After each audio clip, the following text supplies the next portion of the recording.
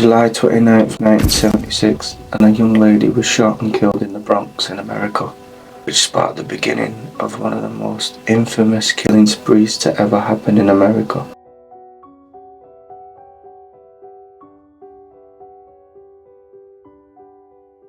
Over the course of a calendar year, the son of Sam terrorized New York City, leaving behind a bloody trail of victims and cryptic letters taunting the police.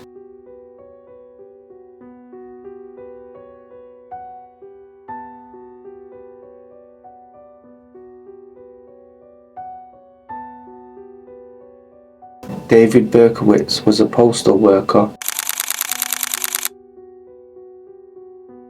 and a self-proclaimed servant of Lucifer the Devil. He was thankfully caught and confessed to the murders, but there's been a huge speculation and debate as to whether he worked alone. This is what we're going to look at today. As many experts believe, he was part of a sinister satanic cult.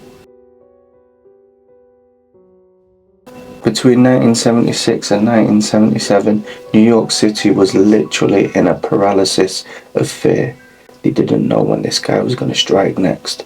The son of Sam's main target was young couples, often attacking them while they were parked up in their cars. His weapon of choice was a .44 caliber bulldog revolver, which earned him the nickname the .44 caliber killer. And as the body counts rose, the panic spread even further. But it wasn't just his brutal, barbaric killings that terrorized the public. It was the letters that he left behind. Written in a disturbing and rambling style, these letters were sent to the news and the police, filled with strange, bizarre references towards demons and someone called Sam. Berkowitz claimed that Sam was a powerful entity that commanded him to kill people. Was he talking about a literal demon, or was he talking about someone within his cult? On August 10th, 1977, he was arrested outside his Yonkers apartment. He quickly confessed and struck up a bizarre story that his neighbour's dog was the one who had ordered him to commit the murders. So it seemed like an open and shut case for someone that was just clearly a madman. But almost immediately, cracks started to appear in the story. Many of the early witnesses' descriptions of the shooter did not describe this man. Some survivors even insisted they saw multiple attackers at the scenes of these crimes, and the police composite sketches depicted people that looked nothing like David. Unfortunately, the authorities ignored these discrepancies until years and years later, when he finally admitted that he did not act alone. He claimed that he was a member of a satanic cult that orchestrated all these murders for sacrifice. In his own words, he said, "It was a group effort and I was just a soldier." So if Berkowitz was telling the truth, then who were these other guys? Was he really just a pawn on a much larger chessboard?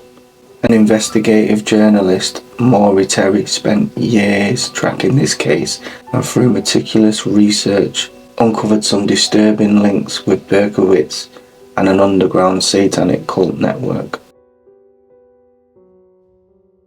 One of the key figures in this theory, John and Michael Carr, the sons of Sam Carr, which was Berkowitz's neighbour. Berkowitz had mentioned Sam in his letters on multiple times, and some believed that he was referring to his neighbour and not the evil force that he mentioned previously. Coincidentally, these two guys had links to a cult, the infamous Process Church of the Final Judgment. Terry's research suggested that the son of Sam's killings were much more than crazy acts of a lone gunman. So you gotta ask, why wasn't this ever investigated further by the police? Well, the answer to that is simple. The NYPD were desperate to close this page and end all this public fear that had been sparked from all the madness that had been happening. Perhaps some people in the police force had ties and connections, and as we all know, the elites do love a good satanic cult, don't they? We all know that. So despite all this new information surfacing, the official stance on it was he worked alone and he was just a madman. But with so many unanswered questions, can we be sure that that is the truth? Berkowitz is still in prison to this day, serving 6 life sentences, But if he was just part of a much larger conspiracy, then the real masterminds are still out there at play. And what's sad is they probably never ever will get caught. But I gotta ask you guys, I need to know what you think. Do you think Berkowitz worked alone?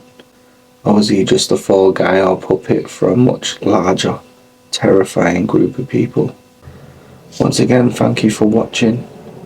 If you enjoyed this, make sure you hit the subscribe button. Make sure you share it, drop a comment, all of that. Dropping videos like this every week, guys.